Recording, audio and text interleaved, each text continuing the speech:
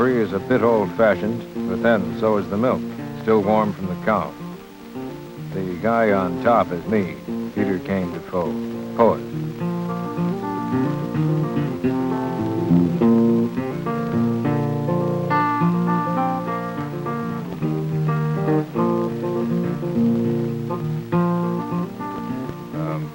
Now that I see it, it doesn't look much like the avant-garde. Well, the rear guard, I guess.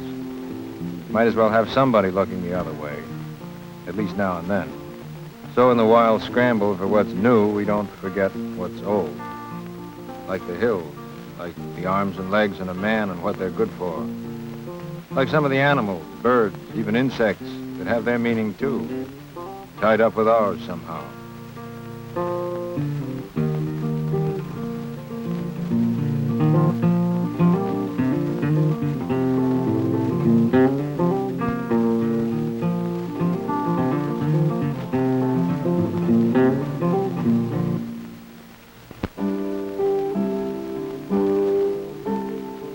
Actually, I've lived in the suburbs, worked there and in the city. So what am I doing up here in Hillsdale? Well, it's a little hard for me to say why I'm here, as I suppose it would be for you to say why you're there.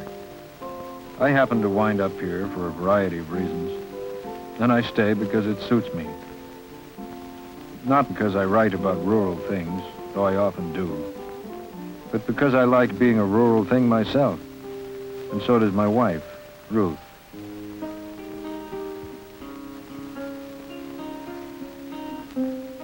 She lies now in the long dawn in a room mid-maple high.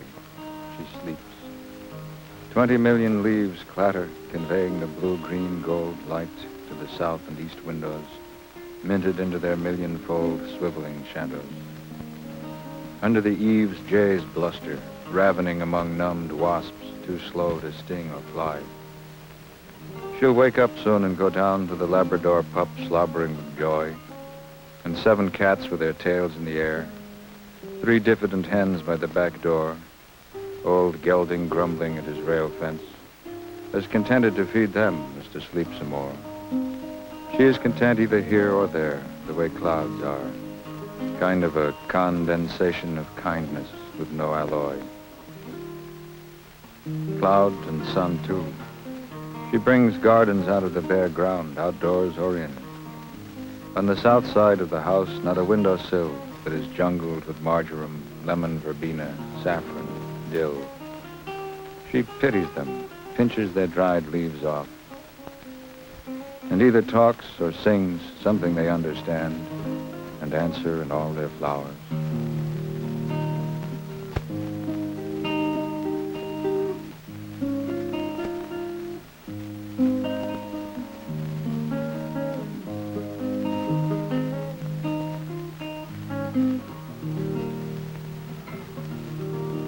Her age is a half mine, but I think is also ancient, like the race of women itself. I could not tell, but she could. The way Esther, bringing nothing but her own softness, melted an iron king. Or with what grace Rebecca, further back in Ur, let Abraham's tired camels drink.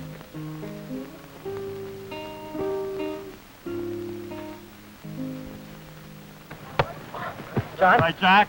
Nice pass. Nice, beautiful play. Okay, nice one. Nice one. Okay, two. Let's go. Come on, stay with him. Fight him for the ball. Attaboy. Go fly. Good, good. Move it, move it. Now. Stay Todd. Can't do it, but yours. Now a little tap. Oh, Doug, a little tap was all you needed. Of course, one has to scuffle for a living up here, the same as anywhere else. In my case, quite literally. That's the Barlow School soccer team practicing and me scuffling along behind. Pass. Work the ball this way, guys. Hey, nice play, Chapman. I do a little coaching and teaching here. That's about it at the moment in the way of gainful employment. So Hillsdale isn't exactly a place to make your fortune in. But then we didn't come up here looking for one in the first place. The things that we want are here. The demands we make on ourselves are our own demands and not somebody else's demands. It's what suits us and what we feel comfortable in.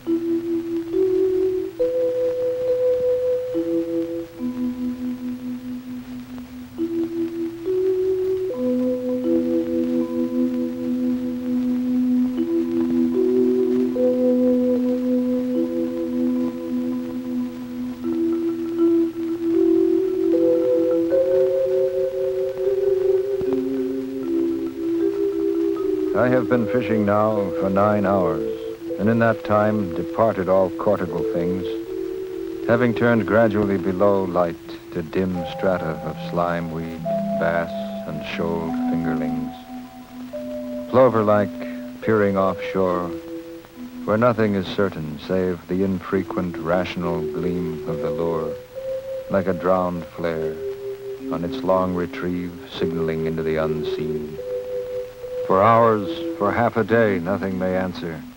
Then double tug, some cold killer of fry fathoms away, reasserts a Silurian, mindless violence. Hauled in, he will thrash, expressionless, body one clenched limb for sword cuts in the deep. Sunfish, maybe, with daggered crest like Neptune's helmet, gold gorget and turquoise menton. Or pickerel, the miniature barracuda, whose fine scale is like mica or gold leaf. Sometimes I feel like a doctor of dreams, like Jung or a Sibyl, identifying as they come frantic into daylight this or that gaudy and innocent archaism. But each pulls the angler lakeward also as it sounds against the bent spin rod and dragged reel. I would not dare go down into that inverted world where symbols devour other symbols in darkness. No, it was only this morning I woke from there. God knows upon what impulse.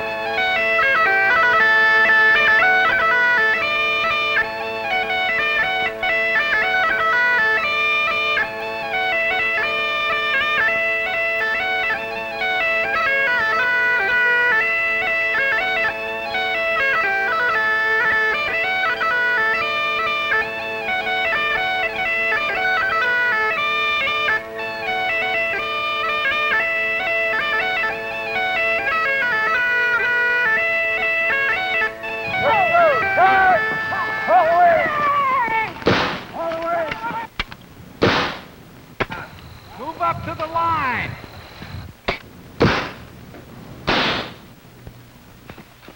Go round to the right. As you can see, sometimes we get quite a crowd dropping in on weekends, or perhaps I should say quite an army. This particular game started when someone got the idea of putting together BB guns and fencing masks. It's just the old game of bang, bang, you're dead, with the element of doubt removed.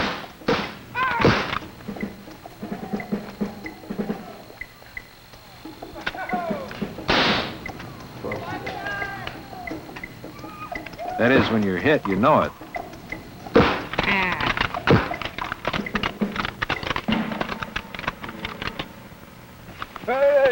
At that point, honor obliges you to play dead until the next battle.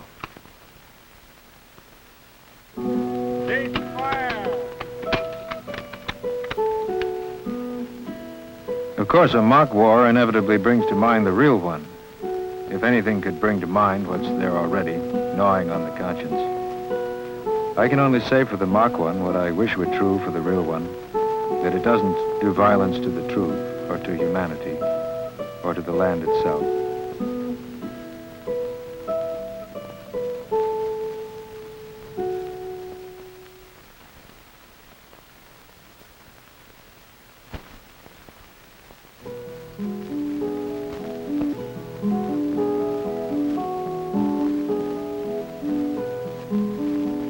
How benignly the night deepens above dumb beasts, those slow bodies bowed in their disappearing fields to the roots of humility.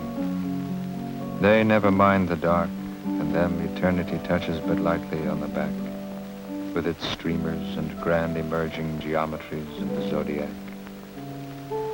To them for whom there is no time like ours, only the dumb immediate instant, no legends and no astronomies, the sun is already out of mind forever, and the universe is a steep dunged moor, tasseled with yellow cinquefoil and the white moon shine.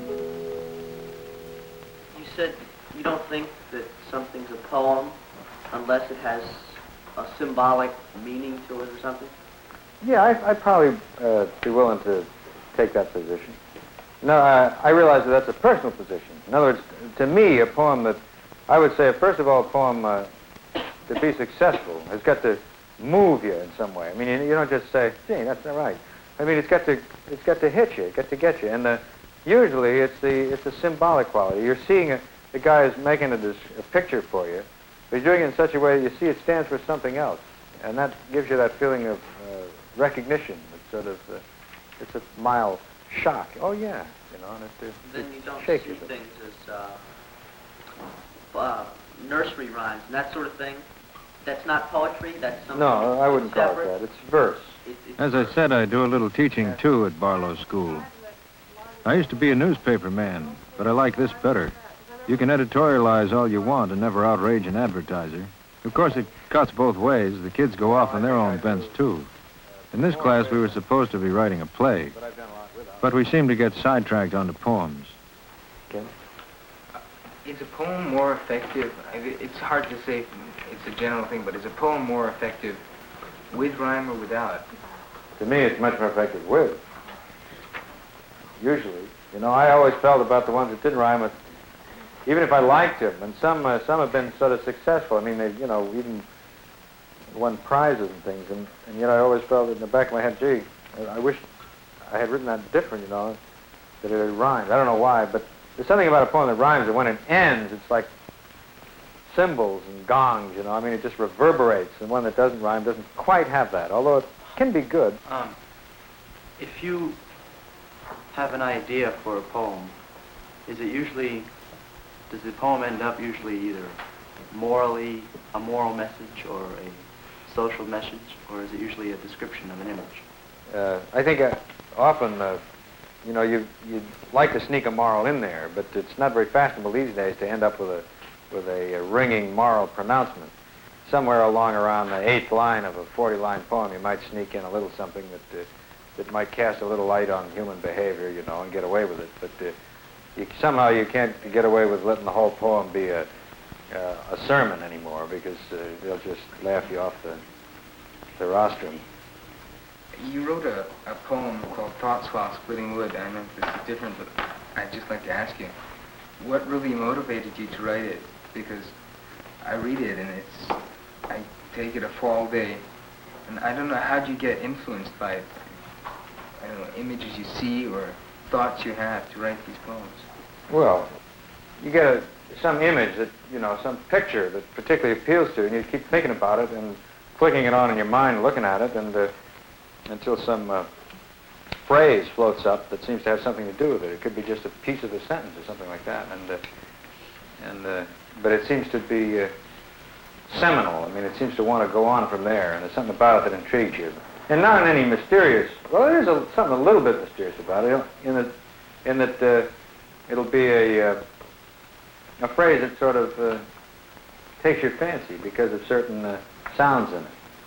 I don't know that one you talk about, splitting wood. I don't know if that's such a good example of a phrase. It started lifting a hammer, shoe deep in the fallen heraldries of hard and silver maple leaves. That wasn't really a case. That was more just of an image, you know, that it seemed sort of fascinating, and I just started out trying to get the image down. But in the process, the image was like, it was heraldic, you know, all these leaves with their bright colors and their little shield-like shapes. And all I could think of was a kind of a medieval kind of image, you know, fallen knights with their shields and their panoplies. Lifting a hammer, shoe deep in the fallen heraldries of hard and silver maple leaves, sun yellow and vermilion, three-pronged pennons, blazons, and quarterings, all jumbled onto the green turf. A great host overthrown. I feel like Charles Martel among the Frankish dead. The colors, the clumsy cleaving steel of the wedge, the raveling woods.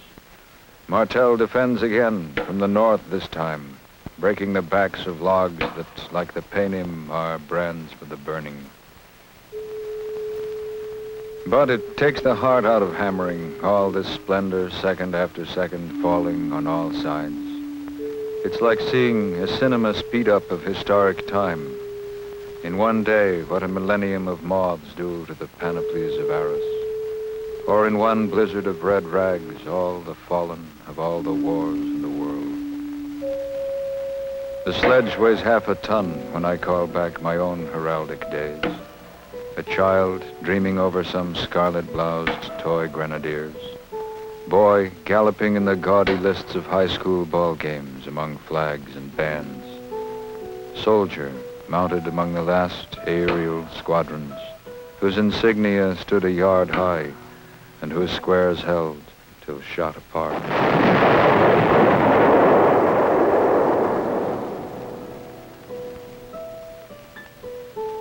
Once, hunched in a bubble of noise and faint fluorescence, over beaconless country at night, black as the bottom of the mine, I saw one solitary light totter slowly aft underneath. Some farmhouse hundreds of miles from any named city.